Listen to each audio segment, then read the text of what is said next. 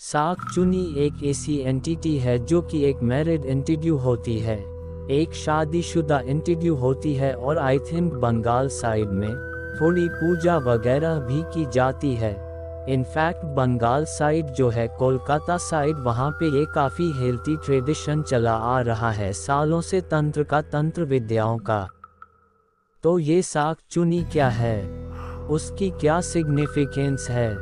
2-3 अलग अलग संप्रदाय है जिसके बारे में बहुत कम लोगों को पता है। शाक संप्रदाय के अंतर्गत माना गया है कि 55 प्रकार के भूत हैं। अलग अलग उन सारे भूतों के अंदर शाकचुनी, पेटनी, माचो भूत और भी कई सारे अलग अलग चीजें आती हैं। एक ऐसी औरत जो माँ काली की साधक हो, काफी बड़ी, और अपनी शादी के दौरान जो शाखा पोला वो पहनते हैं। पहले मैं बता देता हूँ कि शाखा पोला क्या होता है। सीप से बनी एक माला, छोटी माला जो ब्रेसलेट टाइप का होता है, सुहागिनों की निशानी की, वो शाखा पोला पहनते हैं। वहाँ पे तो वो पहनने के बाद अपने शादी की पहली रात अगर कोई औरत मर जाती है, उसका जबरदस्ती खून कर दिया जाता है, तो वो एंटिटी शाकचुनी बनती है। ऐसा कहा जाता है कि उसके हाथ में एक शाखा पोला होता है जो दिखता है, कंटिन्यू दिखता रहता है। बहुत सारे ऐसे लोगों को शाखा पोला उसके हाथ में दिखा है। जिन जिन इंसान ने भी शाकचुनी को देखा है, उनके हाथ में हमेशा उसे, उन इंसानों को वो शाखा पोला दिखता था। उसकी आवाज आती थी कि वो एक मैरिड वुमेन की एंटिटी है। वो बहुत ही खतरनाक होती है क्योंकि उन्हें सिर्फ रिवेंज चाहिए होता है। मैंने अपनी आंखों से ये चीज़ देखी है, तो मैं इसको इग्नोर तो नहीं कर सकता पूरी तरीके से। वर्धमान में मेरी एक दीदी रहती है। मैं वर्धमान गया और वहाँ पर करीब 1 हफ्ते के लिए रुका हूँ। वहाँ पर उस समय दुर्गा पूजा का वक्त था और काफ़ी अच्छा माहौल चल रहा था। इनफैक्ट मैं एक घर में गया जहाँ पर सिर्फ एक दादी थी, बड़ी बूढ़ी सी। तो मेरी दीदी ने कहा कि दादी है, इनके पास ये आती रहती है खाना वाना देने के लिए। जब मैं वहाँ गया तो मुझे अचानक से जो मोती होती ना सीप होती है, ना खाली सीप, ऐसा लग रहा था। वो खनक बहुत जोर जोर से जैसे ही मैं अंदर एंटर किया। हालांकि मैंने देखा नहीं कि क्या एक बड़ी ताज्जुब की बात थी कि जैसे ही मैं घर के अंदर गया, दादी ने कहा कि तुम्हें इसको यहाँ नहीं लाना चाहिए था। यानी दीदी से बोला कि उन्हें मुझे इस घर में नहीं लाना चाहिए था। मैंने उनसे पूछा क्यों। वो कहती हैं कि इस घर में किसी भी मर्द की एंट्री अलाउड नहीं है। मैं समझ नहीं पाया। मैंने दीदी को भी पूछा, दीदी कह रही हैं मुझे भी नहीं पता कि क्या बात है, क्योंकि मैं यही अकेले आती थी। यहाँ पर दी मूवमेंट में दूसरी चीज़ सोचता अचानक से मुझे ऐसा लगा, मैं दीदी की ओर मुड़ा और मुझे ऐसा लगा कि वहाँ पर आंधी जली औरत का चेहरा आपकी दीदी की जगह पर। मैं जितनी देर में कुछ प्रोसेस कर पाता, दीदी मूवमेंट, मुझे दूसरी तरफ से आवाज़ आई। मैं दादी की तरफ मुड़ा हूँ और दादी अपने दोनों हाथ को मेरी तरफ करके बैठी हुई थी और उसमें वो शाखा पोला उन्होंने पहना हुआ था। उसे वो जोर जोर से लड़ा रही थी। ये मेरा भ्रम था या सच्चाई, में आज तक इसको प्रोसेस कर रहा हूँ। लेकिन ये होने के बाद जब मैंने अपनी आंखें बंद करी है और वापस से खोला है, तो दीदी वहीं पर मौजूद थी। मैंने बोला, दीदी मतलब सब ठीक है? उन्होंने भी कहा कि सब ठीक है। बाद में जब मैं वहाँ से वापस आ रहा था तो मैंने उसके घर का पूरा इतिहास पूछा। पता चला दीदी से कि ये जो दादी है, इनकी जो बेटी थी, उन्होंने लव मैरिज करी थी। जो दादी दिखी थी वहाँ पे उनकी बेटी ने कोर्ट मैरिज करी, और जब पहली नाइट हुई, इनकी सुहागरात जब हुई, उस दिन इनके पति ने ये दादी की बेटी को मार के फेंक दिया। लड़की का जो पति था उसने अपनी ही बीवी को मारा और इसकी माँ के घर यानी इन दादी के पास छोड़ दिया, और तब से ये हादसे हो रहे। इनके घर में एक बार क्या हुआ कि अचानक से कोई एक आदमी इनके घर में चोरी करने घुस गया। वो चोरी करने घुसा पर कभी बाहर नहीं निकला। उस घर से दादी ठीक से चल नहीं पाती थी, तो जब देखा तो पाया कि सामने वो जो आदमी है वो अपने घुटने पर बैठा हुआ है और अपने सारे बाल नोच रहा एक एक करके। उसके बालों से खून बाहर निकल रहा है और वो सिर्फ रोता जा रहा है। वो सिर्फ ये कह रहा है कि मुझे नहीं करना है, मुझे नहीं करना है। उस आदमी ने शायद वही अपनी जान दे दी। कैसे मरा? मिस्टीरियस तरीके से, किसी को नहीं पता। और ये बंगाल के कुछ न्यूज़पेपर में भी आया था कि एक लेडी हैं, उनके घर में कोई भी मेन नहीं जा सकता, कोई भी आदमी एंटर नहीं कर सकता। पहले के ज़माने में शायद आपने सुना होगा कि लोग दहेज के लालच में आकर लड़कियों को मार देते थे। उस वक्त ये केस वहाँ पर बहुत हुए और एक तंत्र साधिका को मार डाला। इसी वजह से उसने उस दिन श्राप दिया कि किसी भी तरह की अगर ऐसी दुर्घटना यहाँ इस गांव में हुई तो मैं फिर से आऊँगी।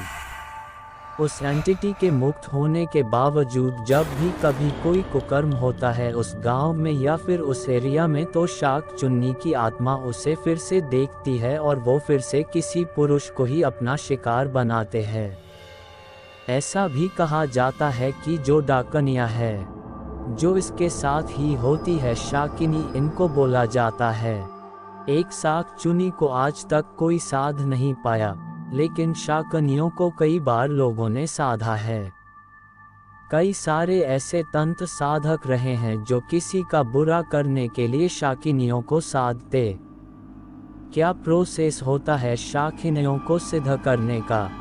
शायद मैं पूरा प्रोसेस तो ना बता पाऊँ, पर आइडिया जितना मुझे याद है, मैंने देखा था कि एक बार एक तांत्रिक जो अघोरी बनने के चरण में था, वो एक शव साधना के दौरान शाकिनी को साध रहा था।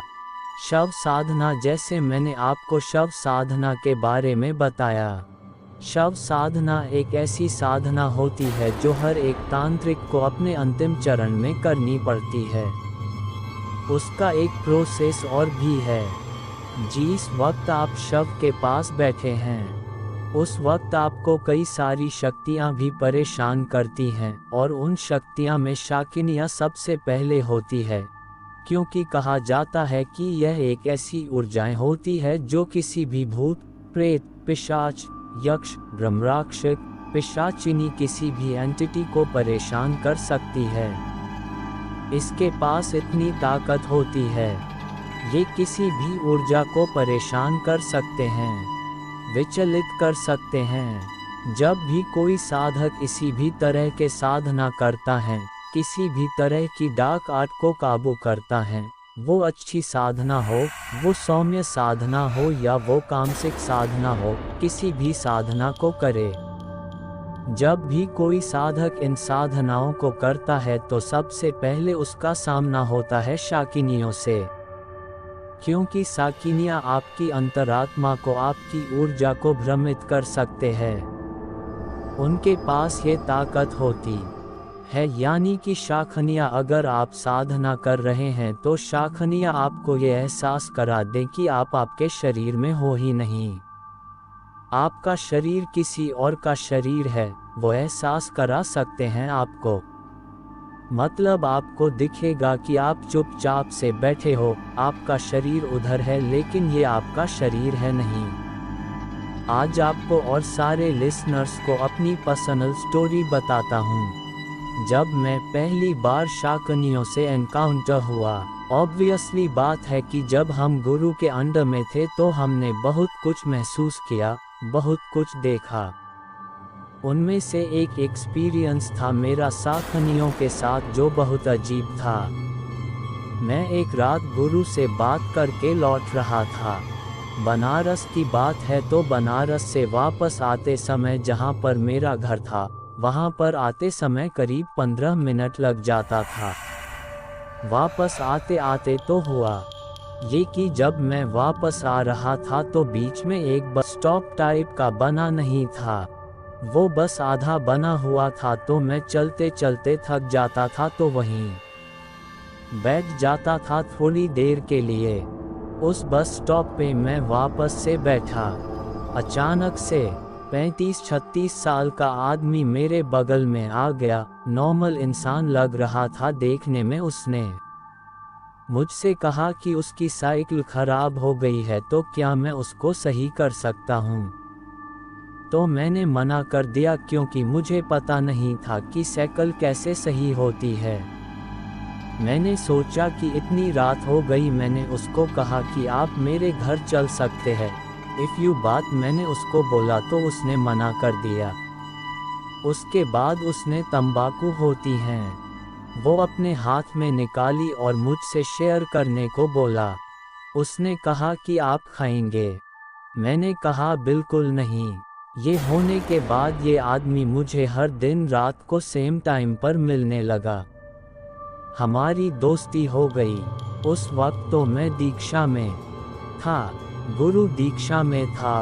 उस समय हमारी दीक्षा चल रही थी, कुछ सिखाया जा रहा था। मैं एक दिन गुरु ने हमसे बोला कि आप ध्यान करो।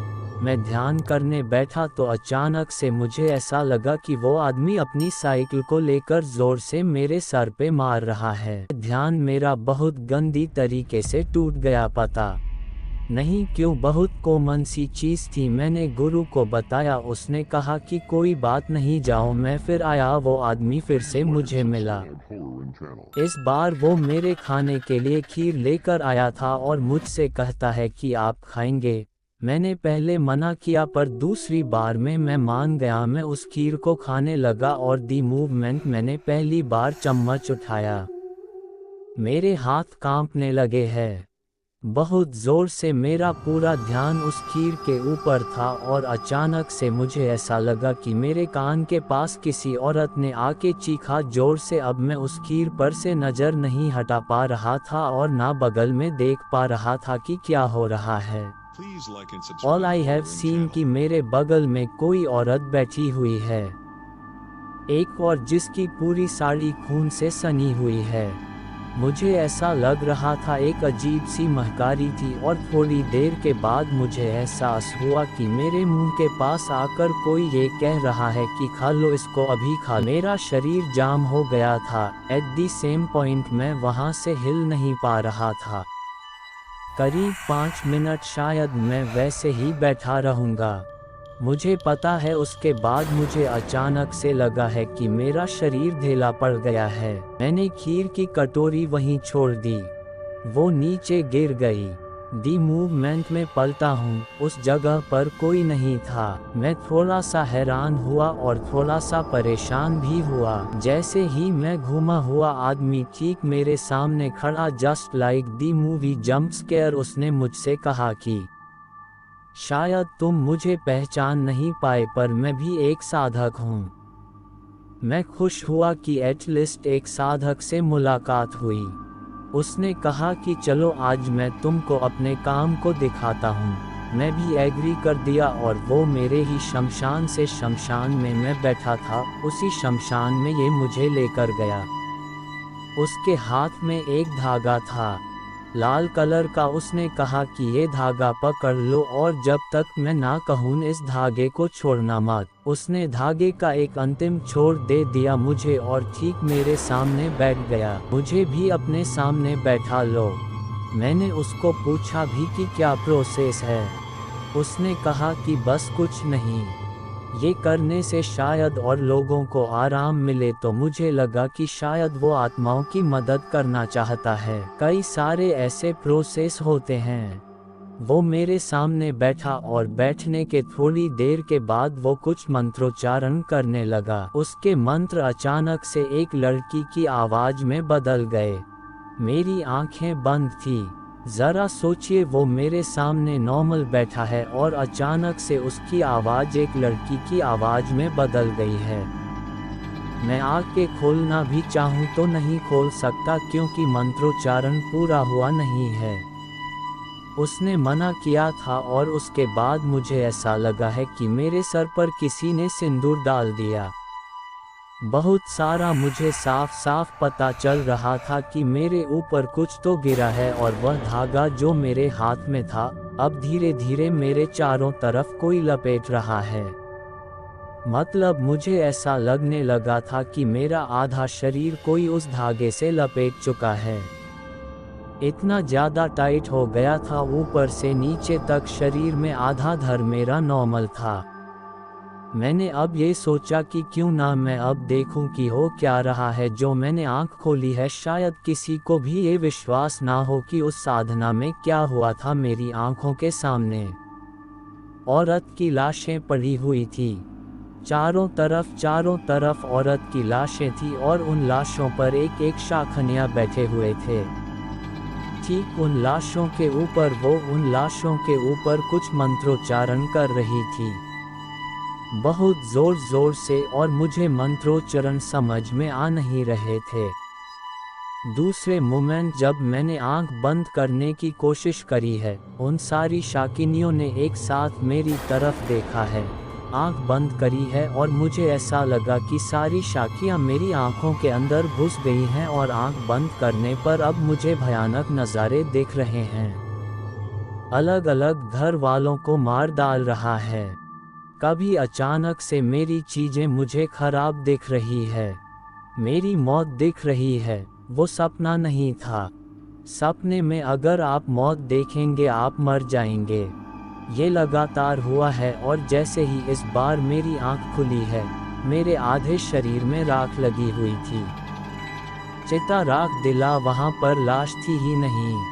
अब वो खली ऐसा लग रहा था मेरे को, बस ऐसा लग रहा था, क्योंकि वो शमशान घाट जहाँ पर हम बैठे थे, और वो भी इतना बड़ा। और इस बाद जब मैंने उस आदमी को ढूंढने की कोशिश करी, वो नहीं, लेकिन जिस आसन पर वो बैठा था वो आसन वही था, और उस आसन के बगल में औरत का श्रृंगार रखा हुआ, सिंदूर, मांगटी का चूड़ी, पायल, बिछिया और झुमका। और ये करने के बाद मैं वहाँ से सुबह होने तक नहीं उठ पाया हूँ। जैसे ही सुबह हुई है, मैंने गुरु का नाम लिया है और वहाँ से मैं उठा हूँ। तब मेरे गुरु ने बताया कि ये तुम्हारी एक परीक्षा थी, ये शागिनियों ने तुम्हारी परीक्षा ली है अपने हिसाब से। तो वो जो इंसान जो था, जो आपको खीर वगैरह खिला रहा था, आप कहना चाहते हो कि वो एक शाकनी थी जो कि इंसान के रूप में आई थी। वो एक शाकनी थी जो आकर अलग अलग तरह की परीक्षाएं ले रही थी मुझसे। अगर मैं एकदम से वो खीर खा लेता हूँ तो शायद मैं वही मर जाता, पर मेरी शायद अवेयरनेस ने मुझे रोक रखा था, इसीलिए मेरे हाथ कांपने लगे थे। उस खीर को खाने से पहले इन परीक्षाओं का लॉजिक क्या होता है, वो क्या टेस्ट कर रही है आपके अंदर। देखिए, जब भी आप कोई साधना करते हैं, किसी बड़ी एंटिटी को सिद्ध करने की कोशिश करते हैं, या किसी गुरु के अंडर में आप कुछ सीख रहे होते हैं, आपके ऊपर रिस्पॉन्सिबिलिटी आती है। वो लोग ये चेक करती है कि क्या आप उस रेस्पॉन्सिबिलिटी को उठाने के लायक हो या नहीं। शाखनियाँ तो बहुत आम से टेस्ट लेते हैं, लेकिन मेरा जो टेस्ट था वो शायद शाकनियों और हक्कानियों दोनों ने मिलकर लिया था। ये आपके जगह सकते हैं, क्योंकि एक नहीं थी। मैंने जब अपने गुरु को बताया तो उन्होंने यही बोला कि बहुत कम ऐसा होता है कि इतनी सारी शाकिनियाँ एक साथ परीक्षा ले, और अगर उस परीक्षा में मैं असफल हो जाता तो शायद मैं अनंत काल तक चलते चलते मर जाता हूँ, क्योंकि शाकनियाँ ये श्राप देती है कि तुम्हें तब तक चलना है जब तक तुम्हारी मौत ना हो जाए, और मौत के बाद वो उनके गुलाम हो जाते हैं। एक बड़ा सा सवाल है, इतने सारे हम लोगों ने एंटिटीज के बारे में बात कर ली है, ऐसा क्यों है कि इनमें से बहुत सारी एंटिटी फीमेल होती है, और तंत्र सिद्धियां या काफ़ी चीज़ों में महिलाओं का रोल सबसे ज़्यादा होता है।